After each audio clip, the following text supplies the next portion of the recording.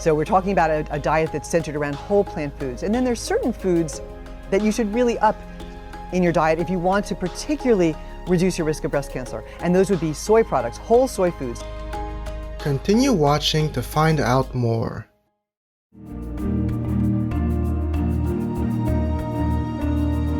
The people of the Kingdom of Tonga would like to say malo elele to visitors, meaning hello in Tongan, one of the official languages.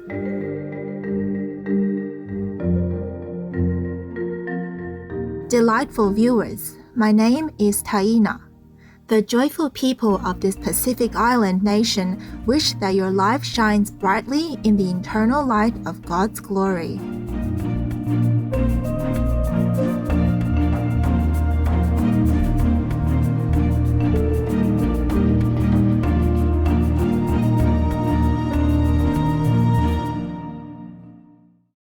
Getting access to genuine and truthful information regarding our health is a welcomed blessing. And we are indeed blessed to have with us today Dr. Debra Shapiro, an esteemed American medical doctor specializing in the field of women's health. Welcome to our program, Dr. Debra Shapiro, Vegan, Champion of Women's Health, Part 1 of 3. Dr. Shapiro is a board-certified obstetrician and gynecologist and has been practicing medicine for nearly 25 years. Having been constantly reminded by those struggling with chronic illnesses that are often reversible and lifestyle-related, Dr. Shapiro broadened her expertise by advancing her knowledge in plant-based nutrition and obtained a certificate in the area through the T. Colin Campbell Center for Nutrition Studies and Cornell. Apart from helping patients as a specialized surgeon, Dr. Shapiro became a vegan lifestyle coach and educator so that she could teach people the skills to help themselves through adopting a healthy vegan lifestyle.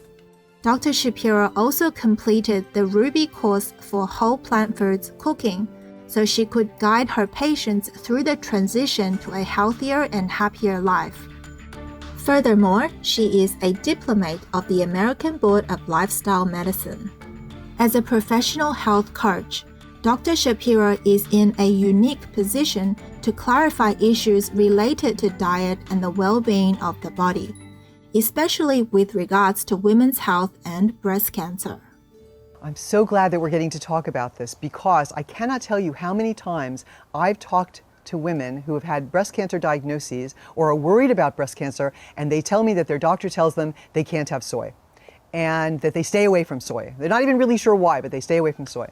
And so let's clear this up. Soy, whole soy foods, we're talking about tempeh, tofu, this is organic, edamame, soy milk. These are minimally processed whole soy foods, are extremely healthful and will reduce your risk of breast cancer. According to the American Cancer Society, in the United States alone, it is estimated that 281,000 invasive breast cancer cases will be diagnosed in 2021, and 43,600 women will die from this disease.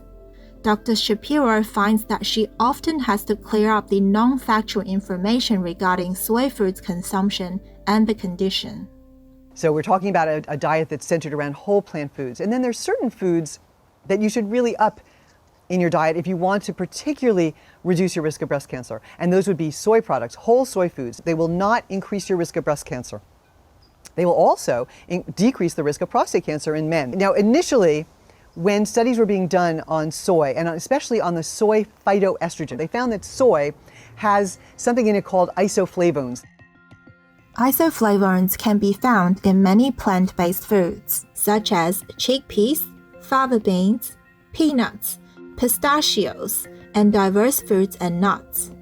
But they are found in especially high concentrations in whole soy products, such as tofu, tempeh, miso, and soy milk. Isoflavones are a kind of plant estrogen known as phytoestrogen. However, they do not behave the same as the human estrogen hormone, which is known to be related to breast cancer in women. Dr. Shapiro explains how these isoflavones, or phytoestrogen, interact with the human body in beneficial ways. We have 2 estrogen receptors in the breast and in other hormone-sensitive tissues. We have estrogen receptor alpha and estrogen receptor beta. And it turns out that mammalian estrogen sits in the alpha receptor and it accelerates growth. It's a growth-promoting hormone. That's what it does. But the phytoestrogens, the isoflavones, sit in the beta receptor primarily, and it actually puts the brake on growth. It's sort of an it actually modulates the growth and reduces the growth. So it actually protects against breast cancer. So eating more soy, especially early in life. So if you can actually start your baby off on breast milk and then move to soy milk, you can see almost a 50 or almost 60% decrease in breast cancer later in life. Dr. Shapiro further elaborates on following a plant-based diet and a lessened risk of breast cancer. When women eat a plant-based diet in general and more soy, they're going to see a 30% decrease in breast cancer anyway. But if you start earlier, even better, because you can even turn your body into something called an equal producer. And an equal producer means you get more of the benefit from soy. And we see that in people sort of in Asian countries where they grow up eating a lot of soy. They are these equal producers, and they actually make something that actually further reduces the risk of breast cancer.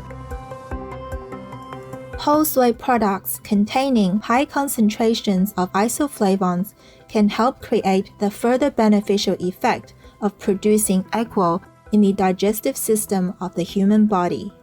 Not everyone has the bacteria required to transform isoflavones into equal. But a study found vegetarians are 4 times more likely to be able to produce equal compared to non-vegetarians. In addition to mitigating menopause symptoms, equal has other health benefits, such as increasing burn protection and reducing the risk of prostate cancer in men. Depending on environmental factors such as diet, human DNA can express itself differently.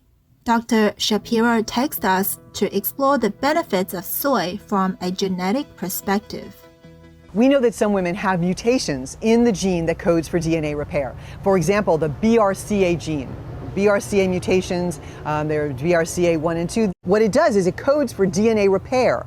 It repairs DNA, which is constantly being damaged by oxidative stress and inflammation. So if you have a defect, if you have a mutation in that gene, you're not going to be able to repair your DNA as well, and you're more at risk for breast cancer. Well, soy isoflavones upregulate the gene for DNA repair. So even if you carry that BRCA mutation, if you eat more soy, you're going to get more DNA repair, genetically speaking. In addition to soy promoting DNA repair, Dr. Shapiro reveals how an estrogen-reducing pharmaceutical drug and isoflavones in soy share the same therapeutic mechanism. Lastly, there's another class of drugs that we give women after breast cancer to prevent a recurrence, and they are called aromatase inhibitors. Aromatase is an enzyme that takes androgens and makes them into estrogens.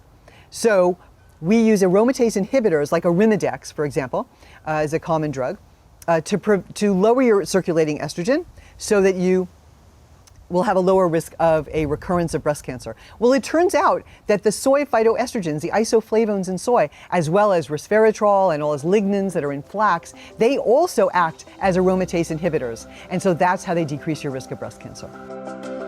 In our previous episode with Dr. Shapiro, we learned about the health benefits of whole soy products to women.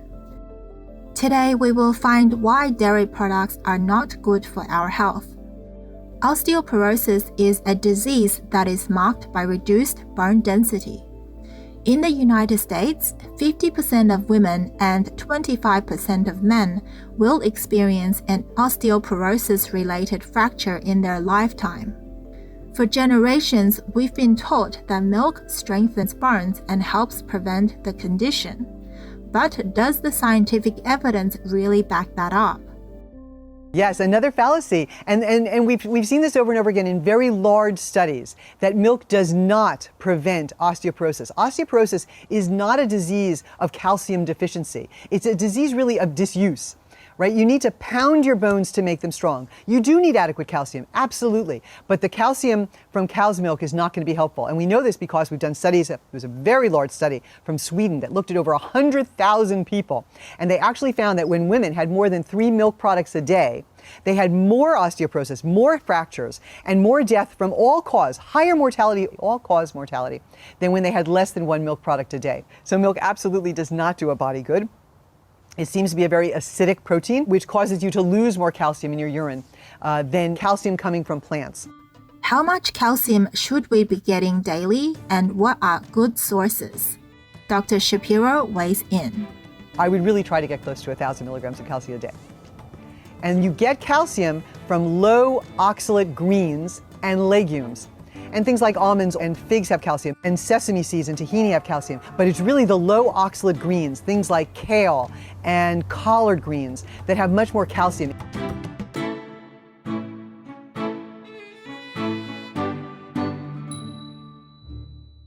Apart from making bones become more brittle, milk is dangerous for a number of other reasons, chiefly because it contains a protein called casein. The casein gets turned in our body, this is the protein again, to be something called casomorphins. And casomorphins are short little chemicals, but they act like morphine in your brain. And so you actually are physically addicted. So I know so many people who say, I could never live without cheese. I could never give up cheese. I might have been one of those people actually a long time ago. But that's because you are physically addicted. And I remember eating pizza and there's a way that you just love that gooiness. And you think it's the gooiness, but it isn't. It's the casomorphins, and you actually are chemically addicted to cheese because of the casomorphins.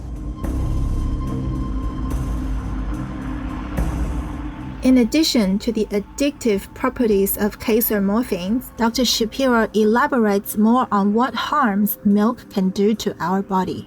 We know that milk protein increases something called IGF-1, insulin-like growth factor 1, and that makes tumors grow. That makes things grow.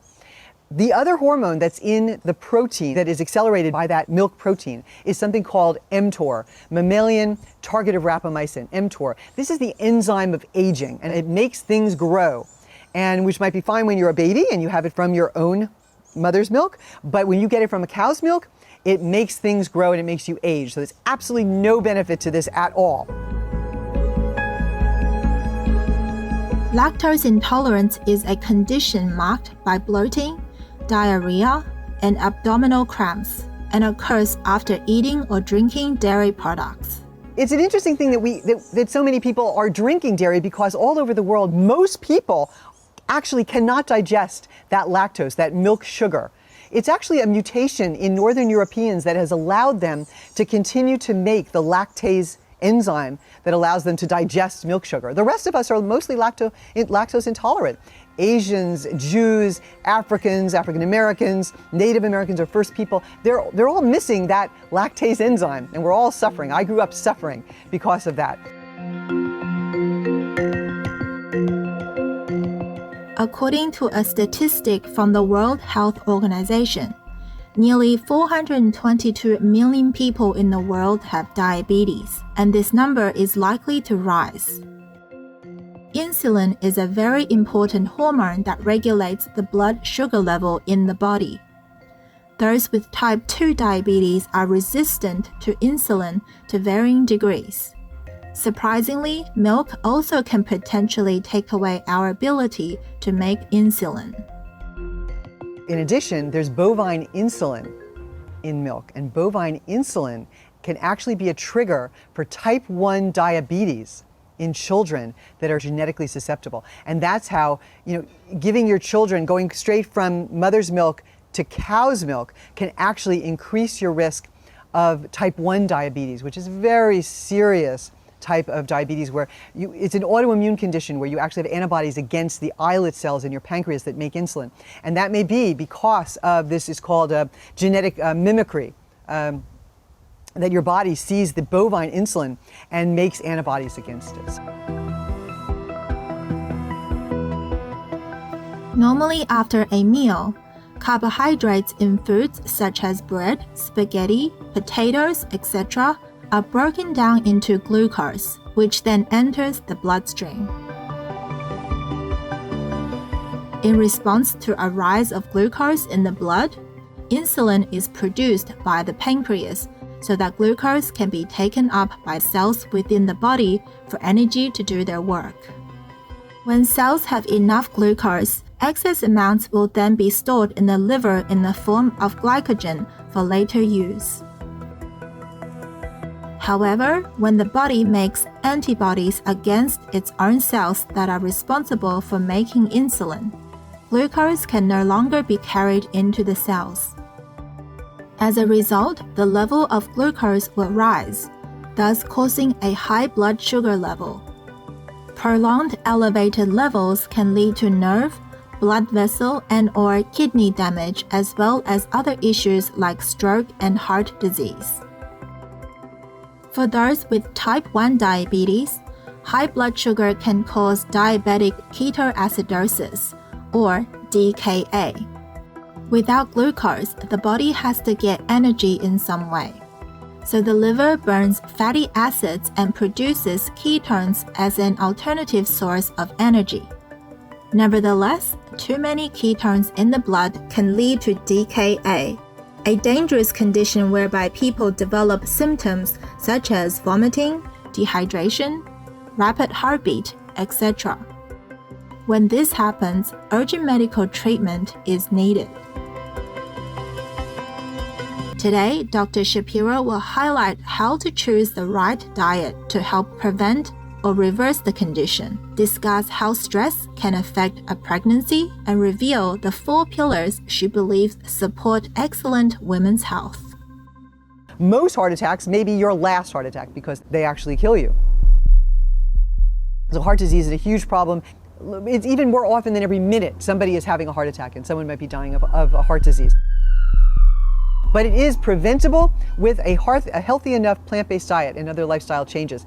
But you know, there are other cultures that never had heart disease, that do not have heart disease. For example, in rural China or in Africa, or the Tarahumara Indians in northern Mexico, when people eat more whole plant foods and they don't eat the typical Western diet that's so high in saturated fat and dietary cholesterol, they do not have heart disease at all, and it's pretty amazing. For those who have already experienced the detrimental health effects of a meat diet, it's not too late yet.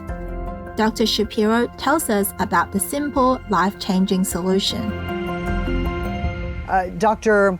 Esselstyn at the Cleveland Clinic has been reversing heart disease, and other doctors all over in their own little practices have been using diet and lifestyle changes to reverse our number one killer. And it's so prevalent now and so known now that it can be done that a past president of the American College of Cardiology, Kim Williams, actually famously said that there are 2 types of cardiologists, vegans and those who haven't read the literature. This is amazing to think that heart disease can actually reverse if you just stand back and stop injuring your blood vessels with saturated fat and dietary cholesterol and salt and sugar and oils, that the plaques will resolve on their own, that your body wants to naturally heal itself if you just get out of the way. Diet has a tremendous influence on our health regardless of age. What parents feed to children during their early years is critical to their wellness in future years. Also, a mother's meat-based diet can affect a child right at the beginning of life. And they can see already in the blood vessels some thickening of the blood vessels. It starts in the womb. If you happen to be developing inside of somebody who eats a very high-fat diet, high saturated fat, and they're already obese, you're going to see these changes. By age 10, we're already seeing in children fatty streaks. By age 10, especially in this culture, probably not all over the world, and I mean absolutely not all over the world, but definitely in Western culture. Epigenetics is the study of how one's behavior and environment affect gene expression. A pregnant woman's mental health influences the development of her baby, as Dr. Shapiro explains. When I went through medical school in the late 80s, and when I started my practice, we didn't know about this. We really didn't know about epigenetics, and I didn't know that maternal stress would affect their fetus. But now I realize that it's very important to manage your stress while you're pregnant, even pre-pregnancy. Learn how to manage your stress with mindfulness meditation, laughter therapy, with your friends, and just knowing more about stress reduction. So that's a big part of our program also, managing stress and practicing mindfulness and practicing gratitude. It is very important. Dr. Shapiro says there are 4 pillars that support a healthy lifestyle for women: a plant-based diet, sleep, exercise, and having connections with others. So exercise is super important, and it's important also to release endorphins. These are the hormones that make you feel good. So when you eat sugar, you also get that dopamine release and you get that little high from sugar. Well, when you exercise, you also release endorphins, feel-good hormones. And another way that you get feel-good hormones and hormones that improve your mood is actually to eat a plant-based diet, because it changes the microbiome, the microbiota, the types of bacteria that are in your gut. And most of your serotonin, another very important hormone in your dopamine, is made in your gut by these bacteria. And you will have much more of them if you eat a plant-based diet. The gut bacteria is completely different if you eat animal products. And people know this because when they go from eating a meat-based diet and they try to eat beans, it's like, oh, I can't do it, I got gas. That's because you've been feeding your bacteria certain kinds of food from day one, probably from the moment they put baby food in your mouth. You've been developing this kind of gut microbiome. But once you switch, you will get new bacteria, and they will be able to digest the plants just fine, but you'll need new bacteria. So you'll have more serotonin, more dopamine, more feel-good hormones like the endorphins if you exercise as well. So exercise and diet go together, and sleep. Sleep is a very important time for your brain to rejuvenate. This is the time, you can almost imagine that little garbage trucks go through your brain and pull out all the little tangles and the little plaque, and they get rid of them. So this is the time when you're sleeping that you can actually be reducing harmful chemicals and harmful fat and harmful toxins that can accumulate in your brain, like heavy metals, like iron, for example, heme iron, and aluminum, but especially to risk of Alzheimer's.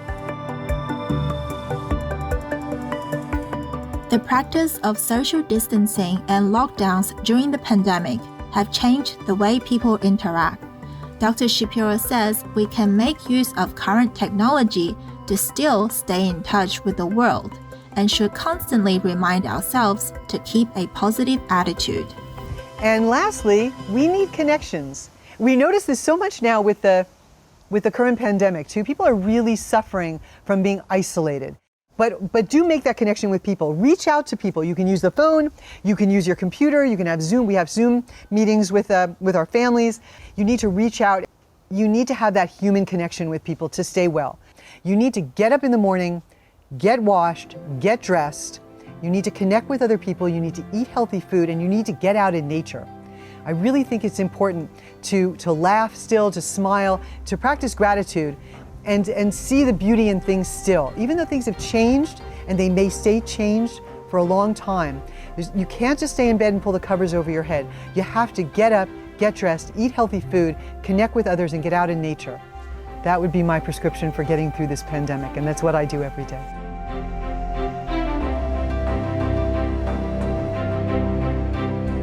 Be veg, go green to save our world.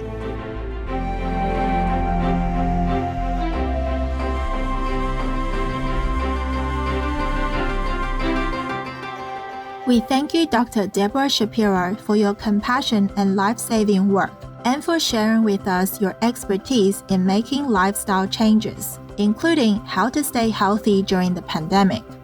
May your life be filled with God's love and blessings. For more information about Dr. Shapiro and her work, please visit anewviewoffood.com and pregnancyadvantage.net. Straight thinking viewers, thank you for your company on today's program. Up next is High Thinking and Simple Living, Part 5 of 5, on Between Master and Disciples, right after noteworthy news. May heaven's blessings always be upon you. Vegan side effect: can't remember when you were seriously ill. Our programs offer many languages. Please visit suprememastertv.com/schedule and suprememastertv.com/HL.